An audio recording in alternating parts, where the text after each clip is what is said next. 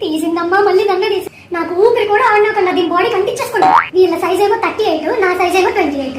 నా సిచ్యువేషన్ ఎలా ఉంటుందో మీరే ఆలోచించండి. నా పాకెట్ లో కీస్, కాయిన్స్, రబ్బర్ బ్యాండ్లు, క్లిప్లు, నా బొంద అన్ని తోస్తారు. నా పాకెట్ ఏమైనా ఆర్బీఐ లాకర్ అనుకుంటున్నారా? ఏది పడితే అది తోస్తూనే ఉంటారు. ఒక్క రోజైనా చీట్ డే ఇచ్చి ఆ లెక్కింగ్ వైపు పోవచ్చుగా, రోజు నన్ను సాగు పట్టకపోతే. ఆ బట్టలకు చేతులవి. ఆడపిల్లలు వేసుకునే బట్టలే మన ఇంటి పరువు. వాళ్ళు ఎంత పద్ధతిగా ఉంటే మన పరువు అంత పెరుగుతుంది. ఇంకా పొద్దున్న లేచిన దగ్గర నుంచి నైట్ పడుకునేంత వరకు నన్నే వేసుకుని ఉంటారంట బాబు. అసలు నన్ను డిజైన్ చేసిన పర్పస్ ఏంటి? నా పేరులోనే ఉంది కదా నైట్ వేర్ అని. అంటే నైట్ వేసుకోమని. పొద్దున్న నుంచి నన్ను వేసుకొని సాగొట్టమని కాదు. Morning tea, breakfast, office calls, meetings, lunch, dinner, ఆఖరికి ఎవరైనా గెస్టులు వచ్చినప్పుడు కూడా నన్ను వదలట్లేదు కదా. అసలు నన్ను క్లాత్ అనుకుంటున్నారా? జీతం తీసుకోకుండా పనిచేసే గవర్నమెంట్ ఎంప్లాయ్ అనుకుంటున్నారా? నీకు దండం పెడతానే, ఇప్పటికైనా నన్ను వదిలేవే. ఇంక మసిగుడ్డగా కూడా నేను పనికి రాకుండా చేసావు.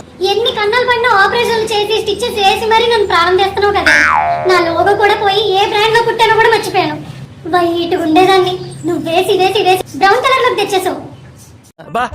ఏం వాడకవయ్యా అబ్బో. నన్ను ఎవరైనా కట్టండి అమ్మా, నేను కూడా ఉదాహరణున్నాను. నన్ను గుర్తించండి. అలా కబోర్డ్ లోనే ఉండి ఉండి ప్రపంచంలో ఏం జరుగుతుందో కూడా తెలియట్లేదు. గాలి లేదు, నీళ్ళు లేదు, నా గబ్బు నాకే వస్తుంది.